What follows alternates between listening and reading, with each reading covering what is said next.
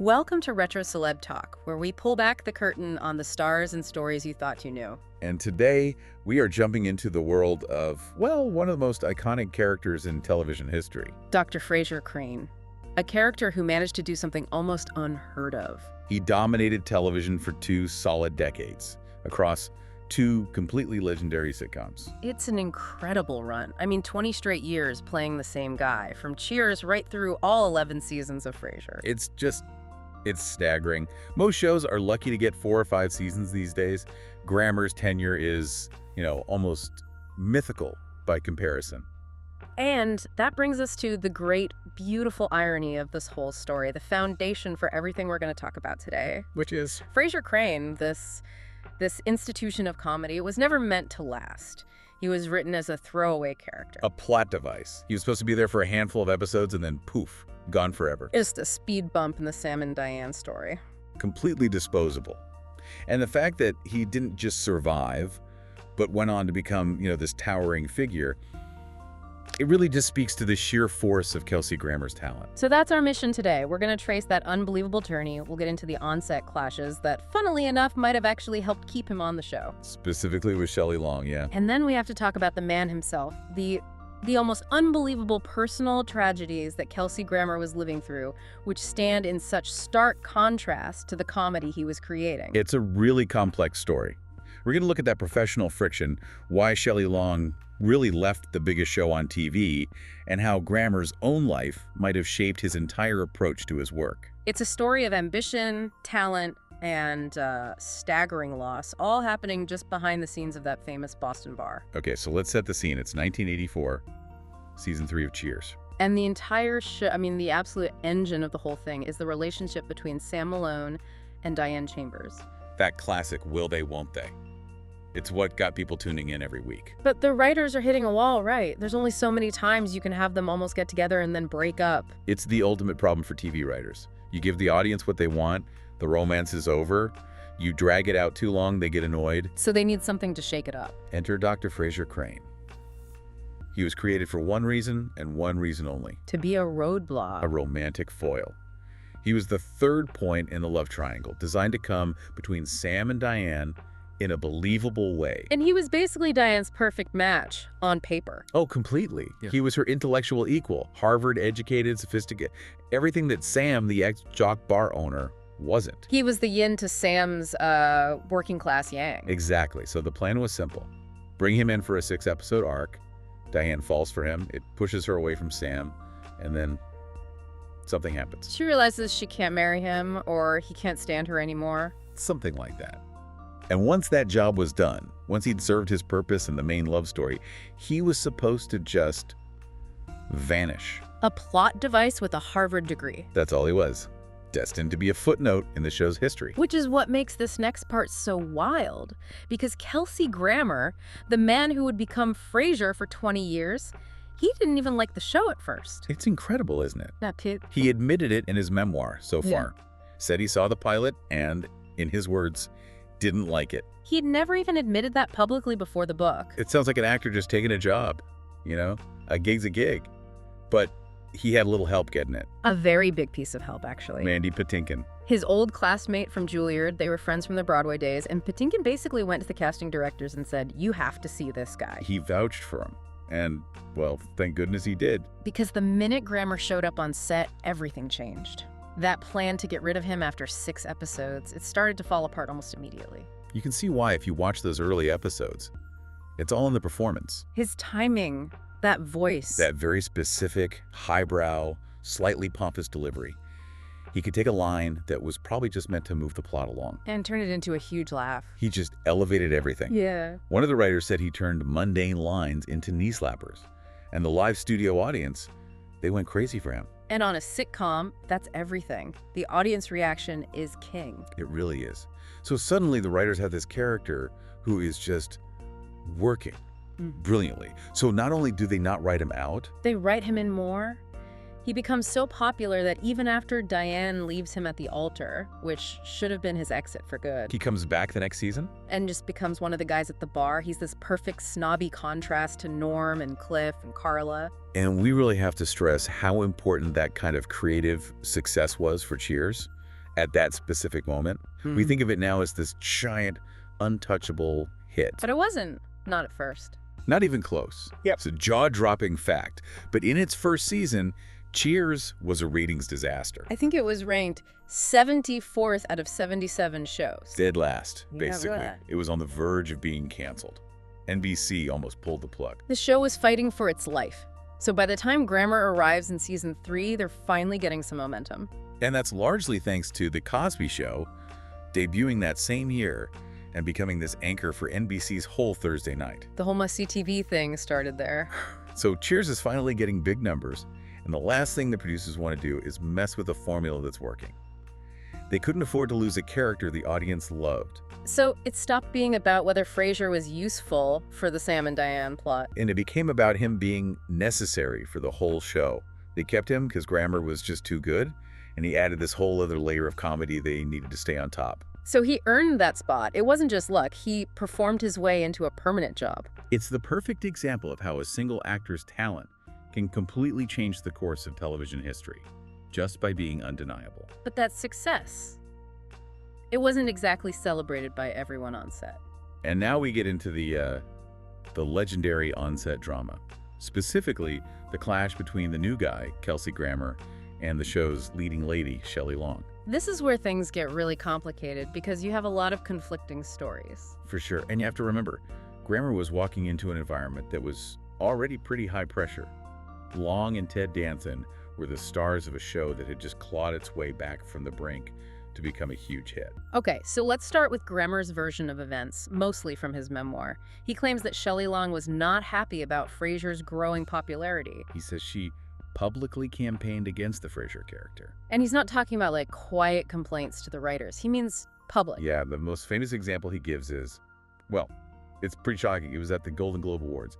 Right, so Shelley Long is at the absolute top of her game. She wins the Golden Globe for Best Actress. A huge moment for her acceptance speech. And according to Grammer, she uses that moment of triumph to, quote, blast the Frasier character for making the show terrible. Just match that. You're accepting a major award, and you use your time on stage to attack a character on your own show. It suggests a really, really deep level of unhappiness with the direction things were going. If it's true, yeah, it points to some serious friction. And all of this leads to the biggest, most controversial claim in this whole story. The spite theory. The spite theory. This is the allegation from Grammer that the producers were so fed up with Shelley Long's behavior. Her perfectionism, her resistance to Frasier. That they decided to keep his character on the show longer than they planned, specifically to annoy her. As an act of professional spite. The idea is just, it's wild. That Frasier Crane's entire 20-year legacy might have been built not just on talent, but on being used as a weapon in a workplace feud. It's a great story, a fantastic narrative. The underdog getting back at the difficult star. But we do have to look at it critically. Because the people who actually made the show, they tell a very different story. Right. Ken Levine, who was a writer on both Cheers and Frasier, has a very popular blog, and he addressed this directly. And he flat out denied it. Categorically debunked it, were his words. He called the claim not remotely true. His argument is basically that a show as big as Cheers would never make a major casting decision out of spite. They were worried about ratings, about quality. Levine says the showrunners would never risk the show just to get one over on an actor. He argues that Grammer was kept on because he was, quote, terrific. Simple as that. He even said that for Grammer to suggest otherwise is not to give himself enough credit. I mean, that makes sense, doesn't it? You're not going to keep a character you don't think works just to irritate someone, no matter how difficult they are. And what about Shelley Long herself? How did she react to this coming out in his book? She said she was totally taken by surprise. She felt it was based on misinformation, on, hearsay. And she had her own theory about where it might have come from. Yeah, she thinks it all stemmed from one specific incident when she was pregnant. There was a storyline she wasn't happy with. About a baby, I think. Right. She went to the writers and said something like, no, I don't really think that should be Frasier's baby. In her mind, she was just giving artistic feedback, protecting her character. But maybe it was seen as her trying to sabotage Frasier's storyline. That's her take. A simple creative disagreement that got blown way out of proportion. Which really brings us to the heart of the issue, doesn't it? The general perception of Shelley Long on that set. She was seen as a perfectionist. That's the word that always comes up. And the sense was that the rest of the cast was there to, have a good time, and she was there to work, to create serious art. Which made her an outsider. The assistant director, Thomas Loaro, said she thought of herself as the new Lucille Ball. She took it that seriously. And that came out in her work process. Oh, yeah. He said she would spend hours after rehearsals talking with the writers, going over the script to death. You can see how that would cause friction. If the rest of the cast is ready to go home and one person is holding everyone up for script notes. It creates a schism, as one of the co-creators put it. He defended her, saying it was never a tantrum, it was just her process. But still... Even Ted Danson, her scene partner, admitted it could be tough. He said her process could be trying. But then he'd immediately add that it was always purposeful and that there's not a mean bone in Shell's body. It's such a complex picture. He said he struggled to hang out with her off camera. But then he said, once we stood on stage together, I was in heaven. That chemistry was real. The off-screen stuff was just difficult. And some people clearly had a harder time with it than others. Rhea Perlman, who played Carla. Even decades later, she just won't go there. She said, it's not really something I can talk about. I can't go there. That silence. It says a lot, doesn't it? It suggests it was genuinely uncomfortable for some people. So you have this clash of styles. The rest of the cast having a blast, like they're really in a bar, and one person treating it like high drama. It was bound to create tension. Yeah, sparks were definitely going to fly. So if you're enjoying this look behind the scenes of one of TV's greatest shows, and you love getting the real story behind the legends, make sure you hit that subscribe button right now for Retro Celeb Talk. We're always digging into the biggest moments and controversies in celebrity history. Don't miss out. Subscribe to Retro Celeb Talk. Okay, so regardless of all the drama, the decision for Shelley Long to leave Cheers after season 5 was ultimately her own. It was her choice. And she was very clear about why she did it. There were really 3 main reasons. The first one was creative. She just felt like she was running on empty with the character. Yeah, she felt her arc had become stagnant. The whole Sam and Diane thing. It had been stretched as far as it could go. She said she felt like she was repeating myself. Which is a pretty self-aware thing for an actor to admit, especially on a show that successful. She didn't want the character to get tired and stale. She wanted to leave on a high note. Okay, so reason number 2 was ambition. She wanted to be a movie star. And you have to remember, back in the 80s, that was the pinnacle. There was a real hierarchy. And film was seen as much more prestigious than television. And the schedule for a network sitcom was just brutal, right? Oh, completely. 12-hour days, more than 20 episodes a season. It's basically impossible to have a serious film career with that kind of schedule. Which led to a lot of criticism at the time. People were merciless. Time magazine had that famous line calling her departure probably one of the greatest career stumbles in show business history. Wow. They just couldn't believe she would walk away from that kind of success. But she always maintained she never regretted it. And the third reason was more personal. It was about her family. She had a 2-year-old child at home, and the schedule was just too demanding. She wanted to be a more present mother. So she decides to leave. And now the producers have this huge problem. How do you write out your main character without cratering the show? And just as importantly, how do you keep it a secret until it airs? They had to get really clever. Extremely clever. So in the finale, Diane leaves Sam at the altar to go finish her novel. But that's not what they filmed in front of the live audience. No, in front of the audience, they filmed a fake wedding. The whole thing. Wedding dress, tux, the whole party. The audience went nuts, thinking they were seeing the happy ending they'd waited 5 years for. And then after the audience went home, they filmed the real heartbreaking ending of her leaving. It was a brilliant move. It completely prevented any leaks to the press. So Long is gone, the entire central relationship of the show is over, and everyone expected it to fail. But the opposite happened. It's now the consensus that her leaving actually saved the series' longevity. The Sam and Diane well had run dry. They needed something new. And they got it with Kirstie Alley as Rebecca Howe. She brought a totally different energy. She wasn't Diane. She was this tough but neurotic corporate manager. And the dynamic with Sam was completely different. It wasn't about high-minded romance anymore. It was about power, and sex and comedy, and it allowed the show to change. It stopped being a romance with a supporting cast. And it became a true ensemble show. It got lighter, it let characters like Frasier and Norm and Carla step up and really carry storylines. And that's what allowed it to run for another 6 seasons. And ultimately, it's what set the stage for the greatest spin-off of all time. Starring the guy who was only supposed to be there for 6 episodes. The ultimate irony. Now, we've talked a lot about the show, but to really understand Kelsey Grammer's story, you have to understand what was going on in his life away from the cameras. And it is. It's just a story marked by an almost unbelievable amount of tragedy. It's hard to reconcile the man we saw on screen, this controlled, funny, intellectual character, with the grief he was carrying. The first major tragedy happened when he was just a kid, only 13. His father was shot and killed. Yeah, an intruder at their home, just a completely random, senseless act of violence. And then, just 7 years later, something even more horrific happened. When Grammer was 20, studying at Juilliard, his younger sister Karen was brutally murdered. She was the victim of the serial killer Freddie Glenn. It was just an awful, awful crime. And the part of this that is just unimaginable is that it fell to Kelsey to go and identify her body. To have to do that at 20 years old. The trauma is Whoa. it's immense. And he's spoken about it.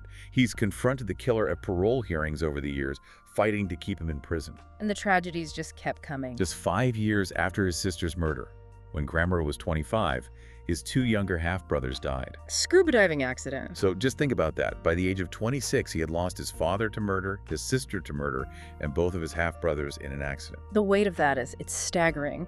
And it makes you see his career in a completely different light. You have to wonder if comedy, especially the very structured intellectual world of Frasier Crane, became a kind of escape for him.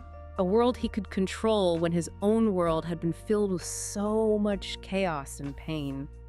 It's a fascinating thought. Yeah. The character who spends his life analyzing other people's problems. Yeah. Maybe that was a way for the actor to try and bring some order to his own life. On a much lighter note, though, let's talk about some of his other talents, because his voice work alone is iconic. Oh, absolutely. Everyone knows him as the voice of Sideshow Bob on The Simpsons. He won an Emmy for it. Outstanding voiceover performance. And he was also Stinky Pete the Prospector in Toy Story 2. A great villain. And he can really sing.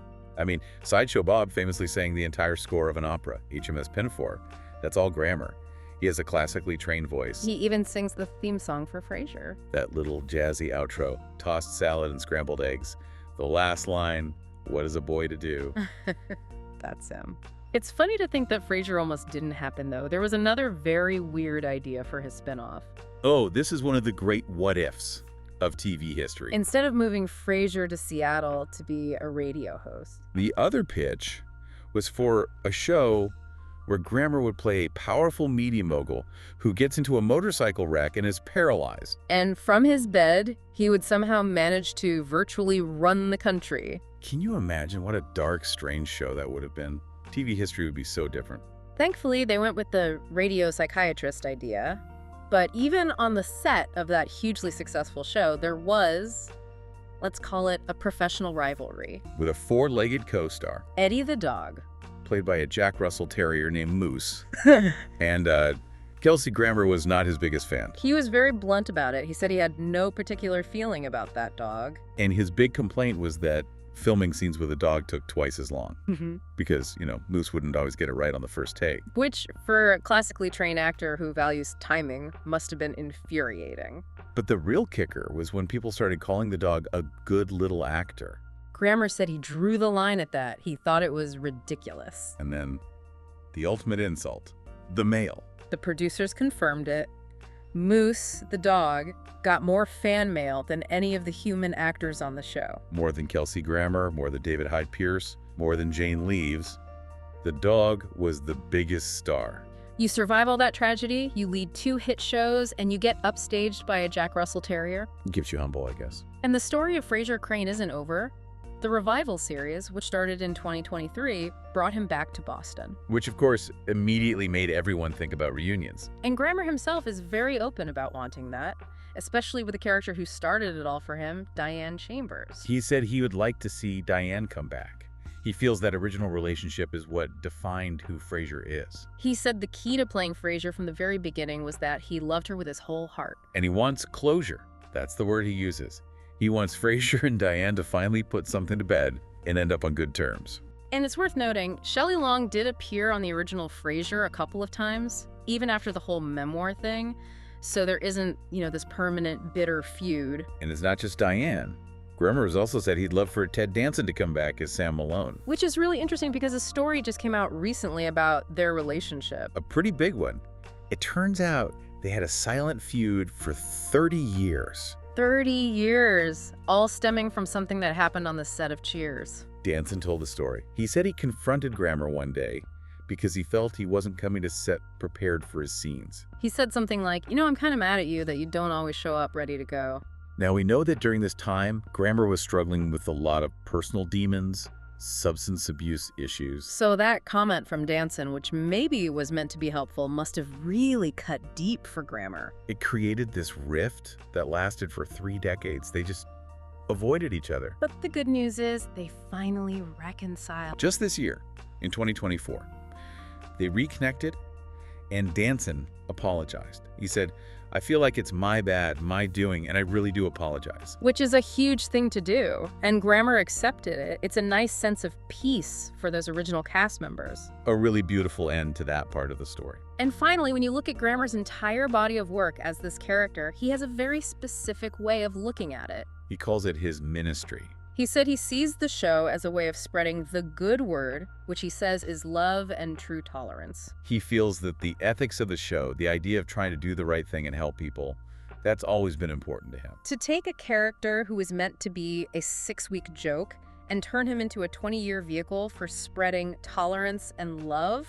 It's a pretty remarkable legacy, a testament to his talent and his incredible resilience. So when you step back and you think about everything Kelsey Grammer went through in his personal life, the murder of his father, the murder of his sister, the death of his brothers.